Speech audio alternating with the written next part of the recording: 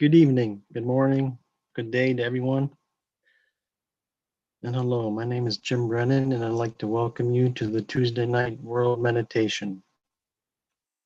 I'm being broadcasted in upstate New York from my home. And let us surround and protect ourselves with the love and the grace of God. And while we do this for ourselves and those around us, may we do it for those in Colorado, in Boulder, who have been affected by the shooting,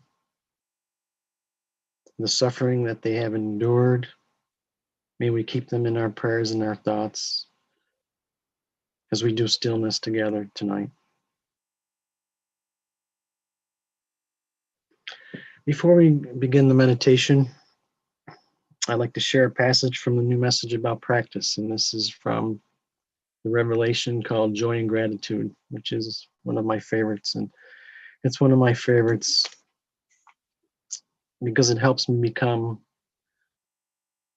more present to life. It helps me to slow my life down to become more present and aware of the gifts of life and the gifts that others can give me if I'm open to them.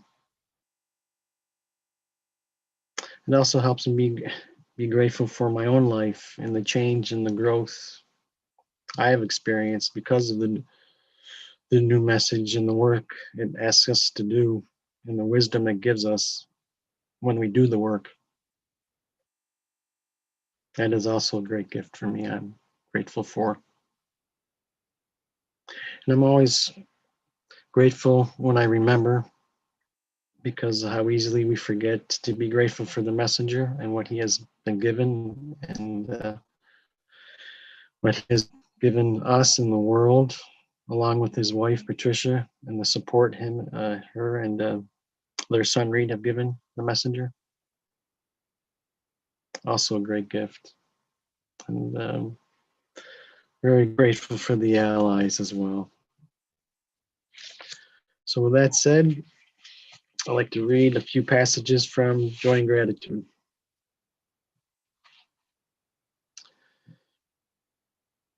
It is your unfulfilled desires, your failed expectations, your thwarted intentions, and your inability to express yourself that keep you in a state of aggravation and depression, missing the wonderful moments of life, missing the experiences of nature, missing the gratitude of what you have and who you are and what is available to you.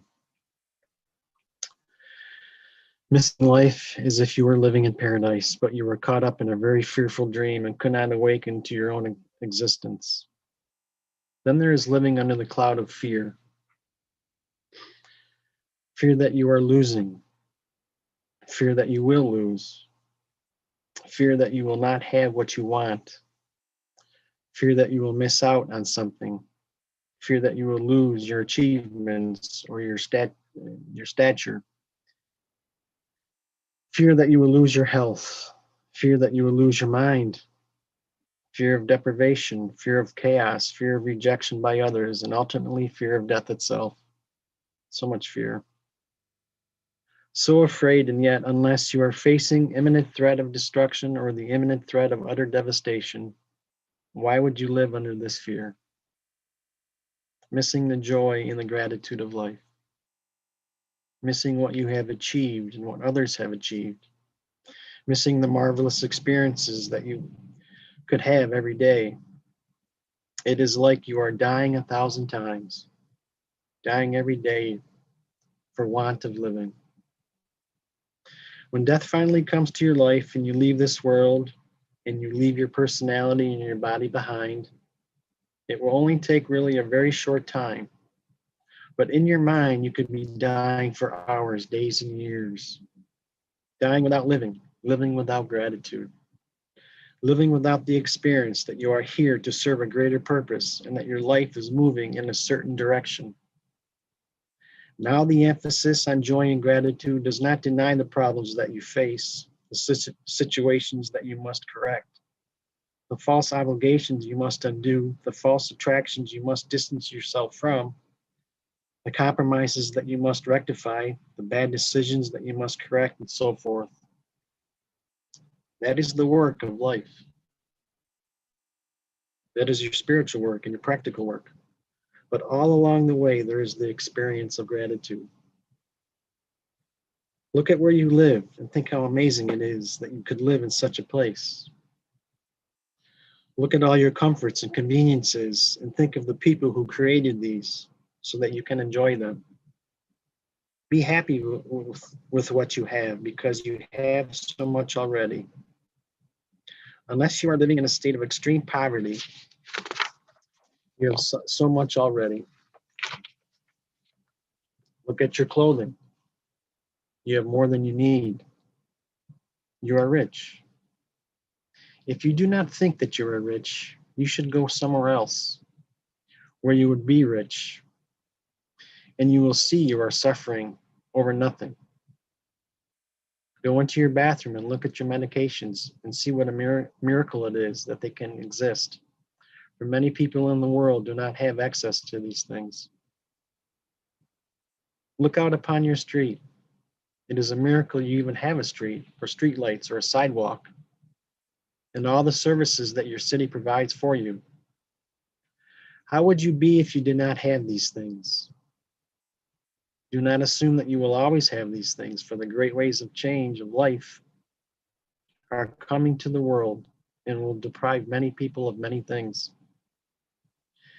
Be glad you live in a country that is currently at peace and not living in the state of war.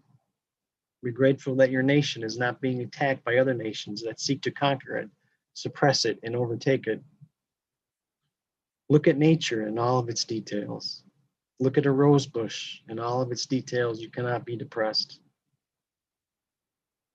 People who look at the details of nature rarely are depressed because they are marveling at life on a very small scale. You could look at a plant in a pot on your windowsill and be amazed at its shape and its evolution. You have to break free of the habits and the preoccupations that keep you living in a state of fear and frustration. You have to limit how much bad news you let into your home through the media that keeps you in a state of frustration and aggravation. You have to slow your life down and learn to be still so that you can hear the deeper voice of knowledge within you. And so you will have the presence of mind to recognize the great miracles of your life. You have to do fewer things, but with a greater awareness and participation. All this frantic running around, trying to have and be and do all these things is keeping you from experiencing not only the great value of life, but in an awareness of the deeper knowledge that lives within you. If your life is more simple, then you are able to experience it more fully and more happily. If your mind is not constantly caught up in striving after things or chasing romance or trying to acquire wealth and advantage, you can begin to experience gratitude. Sit quietly in your room and look at everything in the room and think about what it took to create that, the labor it took to create that, the invention that it took to create such a thing, the transportation that brought you to it, the availability of it for you, the fact that you could purchase it and what value it could give you and does give you every day. This is a whole different way of being with life. It is being with life instead of racing through life, trying to fulfill your wish list. You are now being with life. You are attending to what is real, not to what is imaginary. You are slowing your mind down so they can see and recognize the very things in your environment that you hardly ever think of. If you think about what life has given you, you could not avoid gratitude. Gratitude at a level you have never experienced before. Gratitude for the people who lost their lives so that your nation could be free and have progressive institutions. Gratitude for the simplest things. Ultimately, this gratitude is towards God, because that is where your natural gratitude will go when you begin to take stock of the miracles of your life. As you begin to discern the deeper knowledge that God has placed within you to guide you, to protect you, and to lead you to a greater experience of being in this world, this gratitude will grow. and you will feel that you are moving in a greater direction rather than merely surviving day by day. The gratitude that emerges out of the recognition that you are here for a greater purpose and that you do not have to control this purpose or understand it to be able to participate in it fully. That is the cause of gratitude and joyfulness.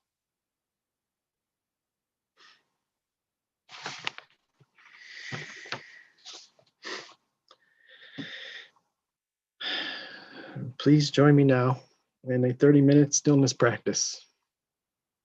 Take whatever time you need to read your own step and enter stillness when you're ready. And don't forget the people in Boulder that are suffering.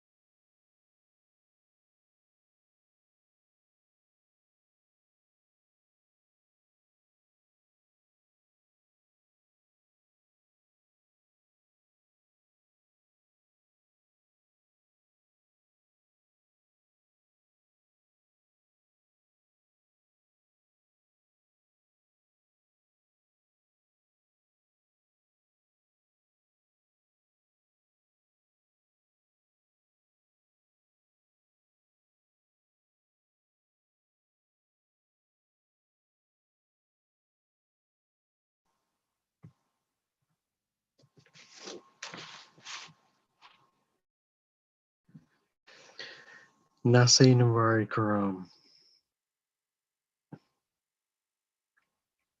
While we're in this place of stillness, I'd like to share a passage from the New Message speaking about the messenger. This comes from the book, The New Messenger, and the chapter Walking with the Messenger.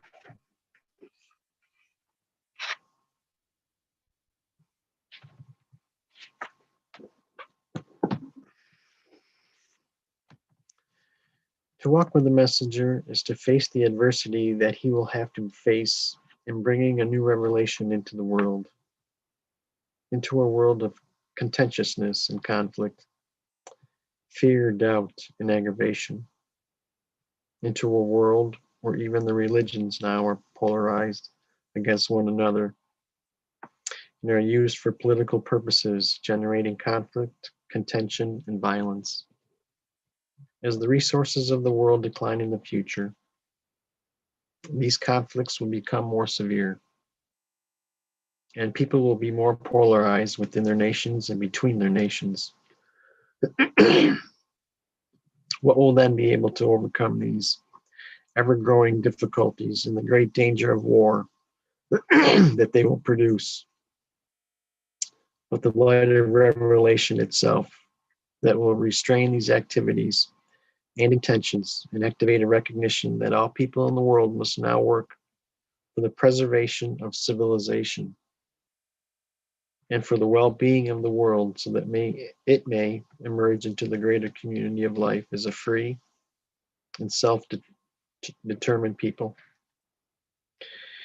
If you could recognize the great challenges ahead and the adversity you will have to face, you would see the importance of your life and the importance of the revelation and the meaning of the messenger walking the world and your opportunity to walk with him. But you must have the strength of knowledge and the reality of the revelation to give you the courage to face such great and monumental tasks, knowing that you will play your small but essential part, and that if enough people can respond, then humanity's future becomes ever more hopeful, ever more beneficial. The chance that you may escape the great attraction of war and conflict will grow and overcome these tendencies sufficiently that humanity may cross this great threshold into a new world, a new life, and a greater future. It is the great love of the Creator at the time of great peril that makes all of this possible. Even if it seems impossible, even if you cannot see a way, even if everything seems to work against this, knowledge will carry you forth to follow your journey, to walk in the light of revelation.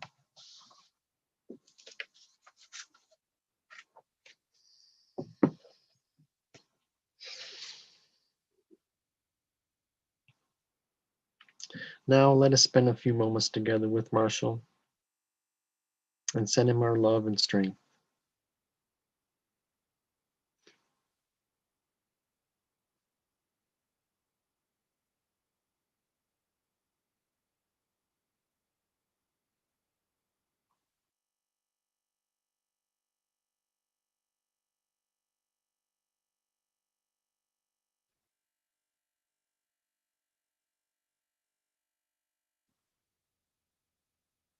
Now, see if there are others in the world or in your life who need to receive this strength as well. If so, spend a moment sending strength or another quality to these individuals.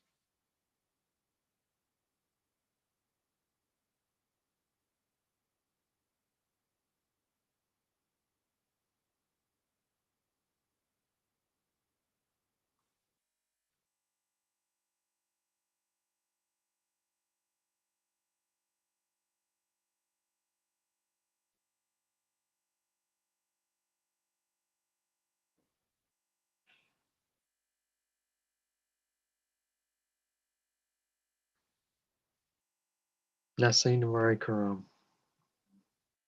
Thank you all for joining us tonight. Be well.